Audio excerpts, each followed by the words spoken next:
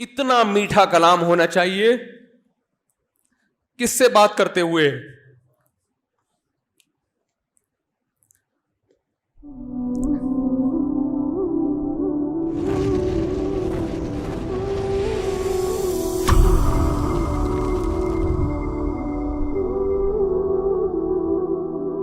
صحابی نے پوچھا یا رسول اللہ میں اپنے اخلاق میں جو ایکسیلنسی پیدا کروں تو اس ایکسیلنسی کا سب سے زیادہ مستحق کون ہے؟ یعنی سب سے زیادہ میٹھے انداز سے بات میں کس سے کروں؟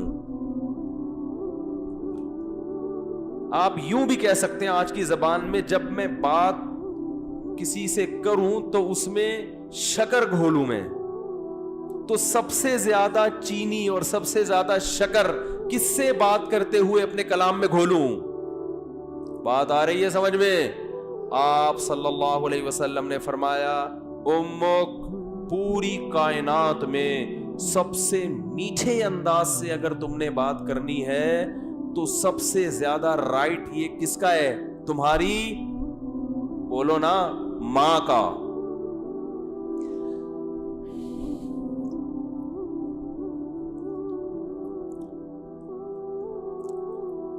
صحابی نے عرض کیا یا رسول اللہ کیا انداز ہے؟ فرمایا ثم من. ثم کا مطلب ہوتا ہے اس کے بعد. ثم من، یا رسول اللہ ماں کے بعد دوسرے نمبر پر میٹھے انداز سے، اچھے انداز سے بات کرنا کس کا حق ہے کہ میں اس سے اچھے انداز سے بات کروں؟ ماں کے بعد. ماں کا تو پتہ چل گیا. دوسرے نمبر پہ جو میں سب سے بہترین اور مٹھاس کے ساتھ بات کرنی ہے، اخلاق میں ایکسیلنسی پیدا کرنی ہے، ماں کے بعد دوسرے نمبر پہ کون ہے وہ؟ تو آپ صلی اللہ علیہ وسلم نے کیا جواب دیا؟ فرمایا امک، ماں کے بعد دوسرا نمبر بھی کس کا ہے؟ بولو بھائی. کیا عجیب انداز ہے. حالانکہ یہ عام عرف کے مطابق جواب سوال کے مطابق، بولو بھائی، نہیں ہے. مجھ سے اگر کوئی پوچھے کہ سب سے بڑا حق کس کا، میں کہوں ماں کا. وہ کہ اس کے بعد کس کا، تو میں کہوں ماں کا. وہ کہہ رہے میں اس کے بعد کا پوچھ رہا ہوں، اس کا تھوڑی پوچھ رہا ہوں. تو یہ سرسری نگاہ سے دیکھا جائے تو یہ بلاغت والا کلام نہیں ہے، یہ غلط کلام ہے اگر سرسری نگاہ سے دیکھا جائے. کیونکہ ہم پوچھ رہے ہیں کہ اس کے بعد. ماں تو پتہ چل گیا، ماں کے بعد اس کے علاوہ بتائیں آپ. لیکن نبی دوبارہ کس کا نام لے رہے ہیں؟ یہ سرسری نظر میں یہ کلام بلیغ نہیں ہے، لیکن حقیقت میں یہ بلاغت کے اعلیٰ معیار پہ پہنچا ہوا کلام ہے. کیونکہ بات کو دل میں اتارنے کا اس سے بہتر طریقہ نہیں ہو سکتا تھا کہ ماں کے بعد دوسرا نمبر بھی کس کا ہے؟ ماں کا. اس کا مطلب کیا ہے کہ ماں کے بعد اگر تم یہ سمجھتے ہو کہ کسی سے بہت ہی میٹھے انداز میں بات کرنی ہے تو یہ حق دوبارہ ماں کو دے دو. دوبارہ کس کو دے دو؟ صحابی نے پھر پوچھا یا رسول اللہ ثم من. دیکھو صحابی کا انداز بھی کیا ہے. وہ چونکہ ان کو یہ تھا کہ مجھے ماں کے علاوہ اب چاہیے کہ کون ہے، اور نبی نے دوبارہ کس کا نام لے لیا؟ ماں کا. لہذا صحابی نے پھر اپنے سوال کو ریپیٹ کیا، کیونکہ وہ یہ سمجھتے تھے کہ مجھے میرے سوال کا جواب نہیں ملا. تو انہوں نے تیسری دفعہ پوچھا یا رسول اللہ ثم من. یا رسول اللہ تیسرے نمبر پہ کون ہے؟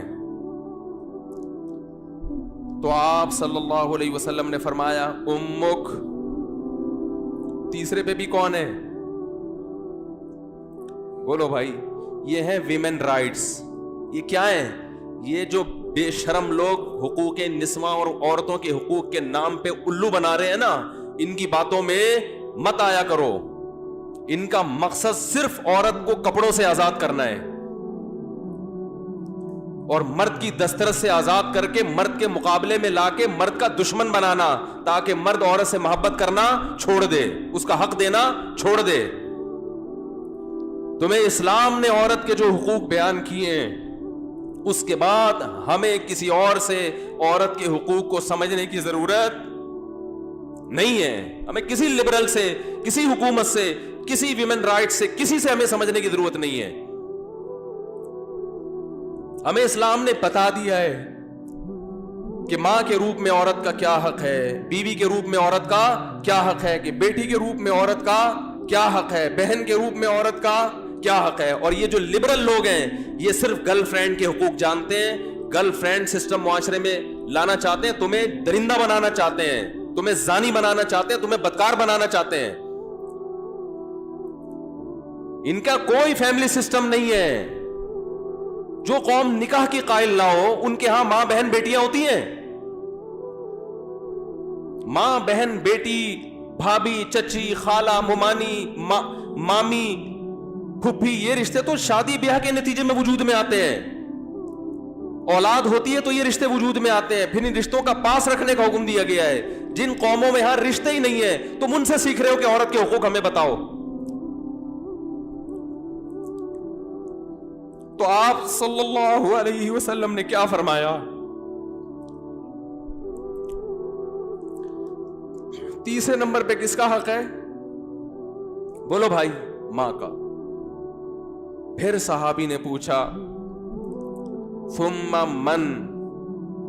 اس کے صحابی بھی پوچھتے جا رہے ہیں، دیکھو رک نہیں رہے، کیونکہ ان کے سوال کا جواب مل نہیں رہا کہ یا رسول اللہ آپ ماں کا تذکرہ ختم کریں گے تو پتہ چلے گا کہ ماں کے بعد کس کا حق ہے.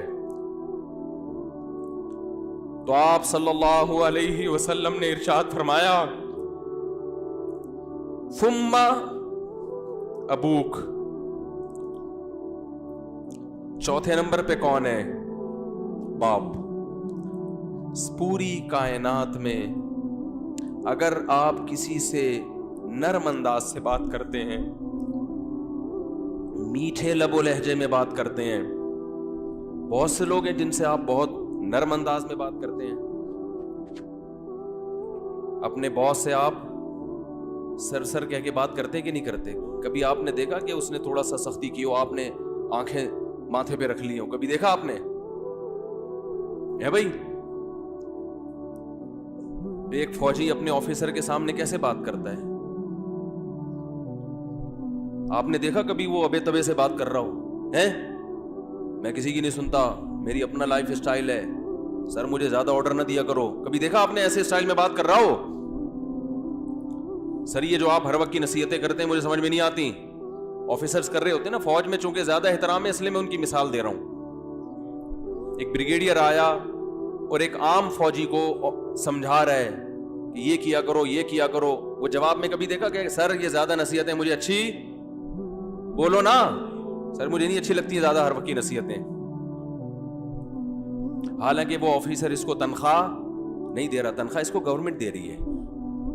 اس آفیسر کے اس پر احسانات نہیں ہے، صرف ایک ڈسپلن کو برقرار رکھنے کے لیے آرڈر دیا ہے کہ تمیز سے بات کرو.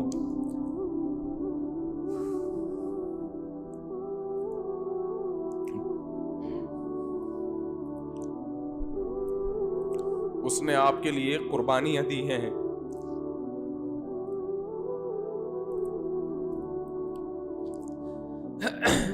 وہ آپ کے لیے لوگوں سے لڑا ہے. لڑتے ہیں کہ نہیں لڑتے؟ بھائی میرے بیٹے کو گالی دی کیوں تو نے؟ وہ یہ چاہتا ہے کہ آپ اس سے بھی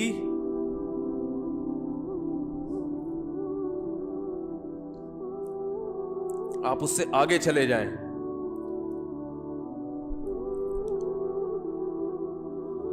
آپ کی ماں نے جو آپ کو بچپن میں محبت سے پالا عزت کے ساتھ، تو ماں کو یہ شیلٹر کس نے دیا ہے بھائی؟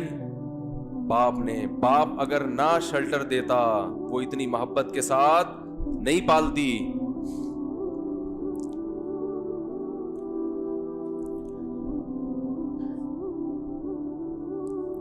یہ ٹاپک مجھے چینج کرنا پڑے گا, میری میٹر جو ہے نا شارٹ ہو جاتا ہے, بولا نہیں جاتا اس ٹاپک پر. خیر, ہم اپنا جو موضوع لے کے چلے تھے اسی کو کرتے ہیں. تو دیکھو آپ صلی اللہ علیہ وسلم نے کیا فرمایا کہ چوتھے نمبر پہ سب سے زیادہ حق کس کا ہے؟ بولو بھائی, باپ کا. اور اس کی علماء نے ایک حکمت یہ بھی بیان کی ہے کہ باپ چونکہ مرد ہے نا تو اس میں برداشت کی قوت ہے. ماں میں برداشت نہیں ہوتی, اس سے بدتمیزی کرو گے بیچاری روتی رہے گی, باپ کھینچ کے 2 تھپڑ, ایسا ہی ہے نا, باپ سے زیادہ نہیں لگا دے گا 2-4 کی. ماں بیچاری کڑتی رہتی ہے بیٹھ کے.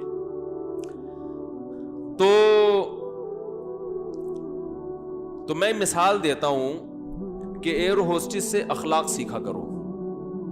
جس اسٹائل میں ایئر ہوسٹس آپ سے بات کر رہی ہے, تو جب ماں سے بات کرو نا تو اس اسٹائل میں 3 چمچ چینی, 3 چمچ حدیث میں 3 گنا ہے نا, تو جتنی چینی آپ اپنے باس سے بات کرتے ہوئے اپنے کلام میں ملاتے ہو, اپنی ماں سے بات کرتے ہوئے 2 چمچ اس میں اضافی ڈال لیا کرو, تو ٹوٹل کتنے ہو جائیں گے؟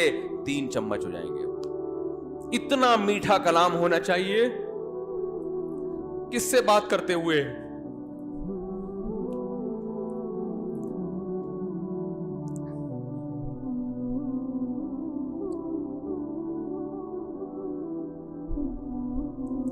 ہم نے بڑے بڑے علماء کو دیکھا ہے,